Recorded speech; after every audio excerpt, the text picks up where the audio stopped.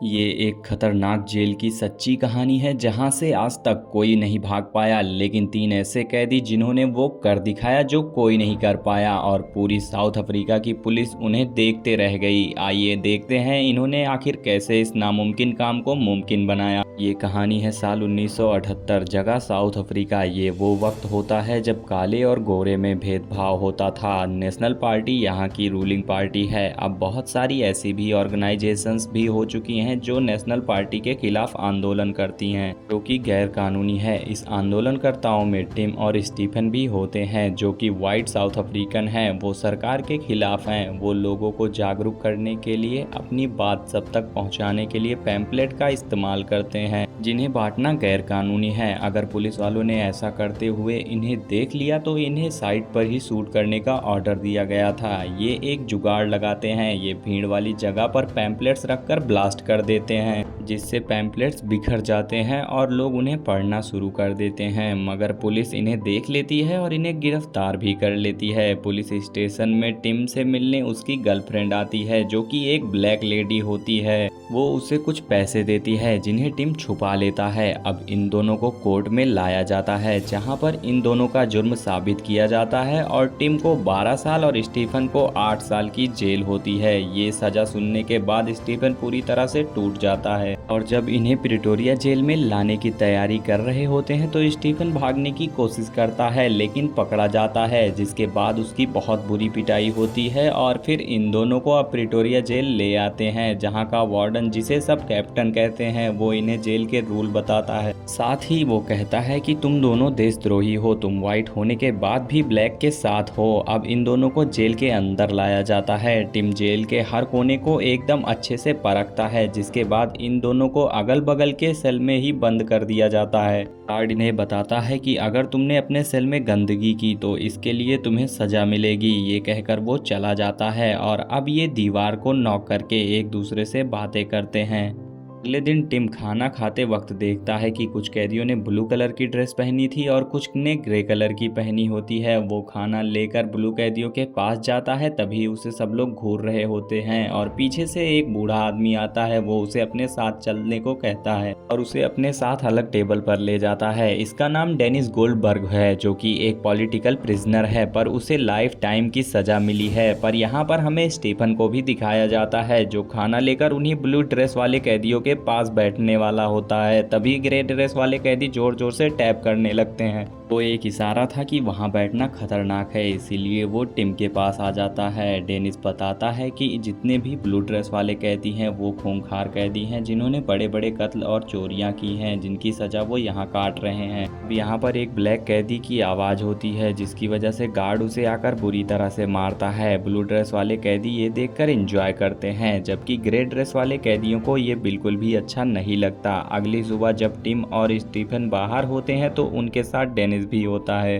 Dennis इन्हें बताता है कि यहाँ की दीवारें 20 फुट ऊंची हैं, जहाँ पर सर्च लाइट रहती हैं जो पूरी रात जलती हैं। साथ ही ऊपर एक गार्ड भी है, जो किसी कैदी को भी गोली मारने से पहले सोचता तक नहीं। डेनिस इन दोनों को बताता है कि यहाँ पर सुरंग बनाना भी इतना आसान नहीं होगा, क्योंकि ये जेल बहुत बड़ी है। बाहर तक सुरंग बनाने के लिए हमें सालों लग जाएंगे। जब ये लोग बात कर रहे होते हैं तभी यहाँ पर एक कैदी, जिसका नाम लियोनार्ड है, वो भी इनकी बातें सुनकर इनके पास आता है और कहता है कि डेनिस हमेशा दूसरे कैदी को डराता है। ये सच है कि आज तक इस जेल से कोई नहीं भाग पाया, लेकिन कई काम जिंदगी में पहली बार होते हैं और मैं भी यहाँ से भागना चाहता हूँ। अगर तुम सब यहाँ से भागने का प्लान बनाओ तो मैं भी तुम्हारे साथ हूँ। लेकिन ऊपर से कैप्टन इन्हें देख रहा था। टिम रात को अपने सेल के लॉक को देखता रहता है और सोचता है कि इसे कैसे खोला जाए। 23 दिनों तक वो यही सोचता रहता है। फिर उसे आइडिया आता है कि अगर वो दरवाजे की नकली चाबी बना ले तो यहाँ से भाग सकता है। अगले दिन वो अपने साथियों को बताता है कि अगर हम मिलकर एक लकड़ी की चाबी बना ले तो लॉक्स खोलकर यहाँ से भाग सकते हैं। मगर लियोनार्ड को ये आइडिया बिल्कुल भी दमदार नहीं लगता। वो कहता है कि हमें बाहर भागने के लिए कम से कम 40 दरवाजे खोलने होंगे, जिसके लिए हमें ढेर सारी लकड़ी चाहिए होगी। होंगी। स्टीफन कहता है कि अगर हम वर्कशॉप में काम करेंगे तो हमें लकड़ियाँ और टूल्स भी मिल जाएंगे। इसके बाद टिम गार्ड की कमर पर लटकी हुई चाबी के गुच्छे को बहुत ध्यान से देखता है और रात में अपनी सेल में आने के बाद एक एक करके चाबी की डिजाइन बनाता है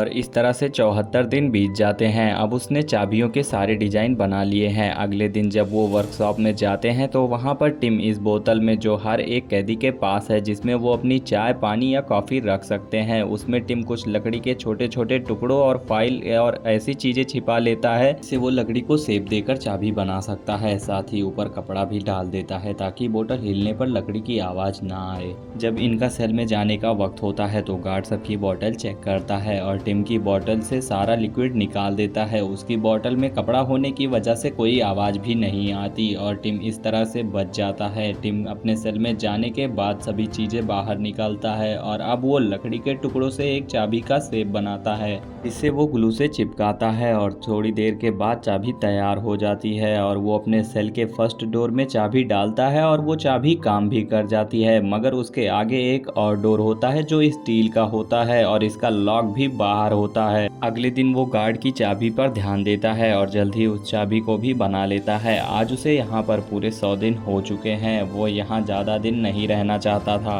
अगले दिन लियोनार्ड गार्ड पर नज़र रखता है। टिम चाबी को स्टील के डोर में डालता है। वो उसे घुमाने की कोशिश करता है लेकिन चाबी परफेक्ट नहीं है, इसीलिए वो फाइल से इसे और भी अच्छे से शेप देता है, जिसके बाद चाबी लग जाती है। पर जब वहाँ पर वापस चाबी निकालने की कोशिश करता है तब चाबी टूट जाती है। इससे सब डर जाते हैं। डेनिस के पास चाकू था, वो उसे देता है लकड़ी निकालने के लिए, लेकिन तभी वहाँ पर गार्ड आने वाला होता है। सब लोग भाग जाते हैं। तभी चाबी घुमाने की वजह से स्टील के डोर का लॉक बाहर आ चुका होता है। गार्ड के जाने पर टिम उसे अंदर करने की कोशिश करता है लेकिन वो अंदर नहीं जाता।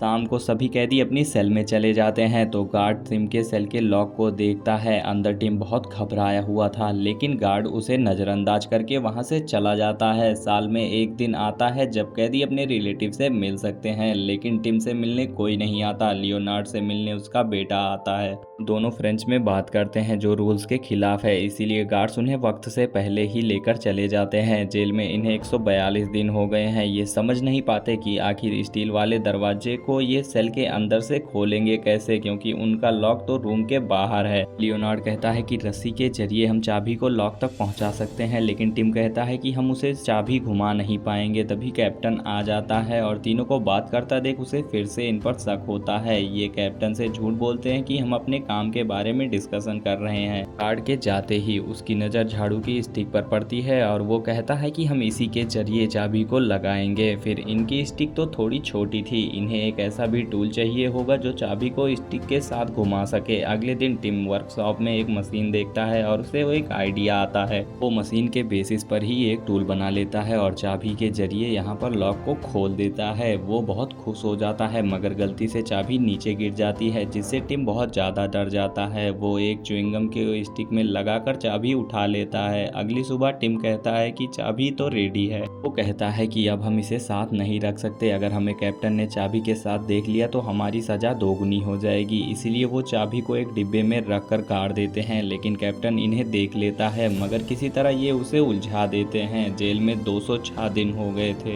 एक दिन वो एक ब्लैक आदमी से इशारे में न्यूज़पेपर मांगता है तो वो इसके बदले में सिगरेट मांगता है। टिम उसे हाँ कर देता है। टिम को न्यूज़पेपर मिल जाता है। हर रात को वो लियोनार्ड के साथ अपनी सेल से बाहर निकलता है और आगे की दरवाजे की चाबी बनाता है। उन्होंने ऊपर फ्लोर की सभी चाबियां बना ली हैं। अब वो नीचे जाते हैं लेकिन तभी मोटा गार्ड आ जाता है। उससे बचने के लिए ये दोनों स्टोर रूम में छिप जाते हैं। मोटे गार्ड को इनकी भनक भी नहीं पड़ती। ये दोनों अपनी सेल्स में वापस आ जाते हैं। रात भर जगने की वजह से ये देर तक सोते हैं, इसीलिए वहाँ के वार्डन को टिम पर शक हो जाता है। वो सभी कैदियों की तलाशी लेता है और टिम की तलाशी खुद ले रहा था। वो कप को गिराता है, तभी उसमें चाबी के कुछ टुकड़े होते हैं। वो टुकड़ा उठाकर पूछता है कि ये क्या है। टिम चालाकी से कहता है कि ये फोटो स्टैंड है। वार्डन उसकी बात पर यकीन कर लेता है, उसे कुछ भी नहीं मिलता, लेकिन यहाँ पर वो फिर भी उसे धमकी देकर जाता है। इसी तरह इन्हें यहाँ पर 400 से भी ज़्यादा दिन बीत चुके थे। अब यहाँ पर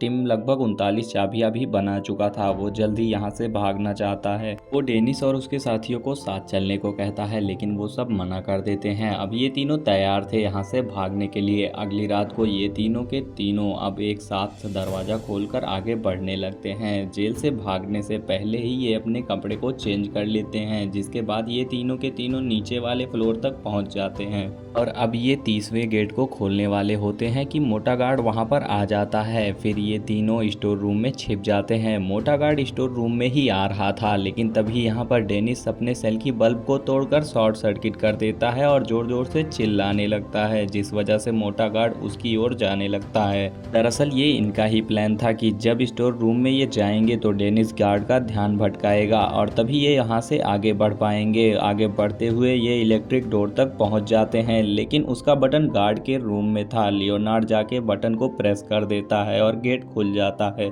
इनके सामने जेल का आखिरी दरवाजा था, जिसके बाहर निकलते ही ये आज़ाद हो जाएंगे। ये पीप होल से देखते हैं तो मेन गेट दिखाई देता है और वो भी खुला हुआ, जो देखकर ये खुश हो जाते हैं। और अब टिम यहाँ पर सभी चाबियाँ लगाता है, मगर इस चाबी का तो लॉक इन्हें पता ही नहीं था और इस वजह से इनके पास वो चाबी थी भी नहीं। उन्हें लग रहा था कि उनकी सारी मेहनत बर्बाद हो गई और उन्हें अब सजा के तौर पर गार्ड शूट कर देंगे। लियोनार्ड शांति से लॉक को देखता है। उसे पता चलता है कि लॉक लकड़ी से फिट किया गया है, इसीलिए वो उसे तोड़ने लगता है, लेकिन शोर भी हो रहा था, जिस वजह से टिम घबराकर इधर उधर गार्ड को देखने लगता है। थोड़ी कोशिश के बाद आखिरकार लकड़ी टूट जाती है और गेट खुल जाता है। ये अपनी ड्रेस बदलकर आगे बढ़ने लगते हैं, लेकिन तभी इन्हें लास्ट स्टेप पार करना था। ये देखते हैं कि एक स्नाइपर लेकर गार्ड तैयार था। इस शीशे की मदद से ये उस पर नजर रखते हैं और टाइम मिलते ही ये तीनों वहां से भाग निकलते हैं। रास्ते में कई गार्ड्स भी इनके पास से गुजरते हैं, लेकिन वो इन्हें नहीं पहचान पाते। भागते हुए ये टैक्सी स्टैंड पर आ जाते हैं और टैक्सी हायर करके निकल जाते हैं। अगली सुबह जेल में गार्ड्स को पता चल जाता है कि तीनों भाग गए हैं, जिसके वजह से वो डर जाते हैं, क्योंकि अब इनकी नौकरी भी खतरे में है। ये देखकर डेनिस और उसके साथी भी खुश हो जाते हैं। इधर हम देखते हैं कि तीनों जेल से निकलकर बेहद खुश थे, क्योंकि उन्होंने वो कर दिखाया जो आज तक कोई नहीं कर पाया। ये यहाँ से निकलकर लंदन चले जाते हैं और फिर से काले और गोरे का भेदभाव खत्म करने वाला मिशन शुरू करते हैं। साल 1994 नेल्सन मंडेला, जो कि साउथ अफ्रीका के फर्स्ट ब्लैक प्रेसिडेंट बने, उन्होंने काले गोरे का भेदभाव भी मिटा दिया। ये थी एक सच्ची घटना पर आधारित कहानी, जिसके किरदारों को भी हमें आखिर में दिखाया जाता है। कहानी पसंद आई हो तो वीडियो को लाइक करें और ऐसी ही रोमांचक कहानियों के लिए सब्सक्राइब करें हमारे चैनल को।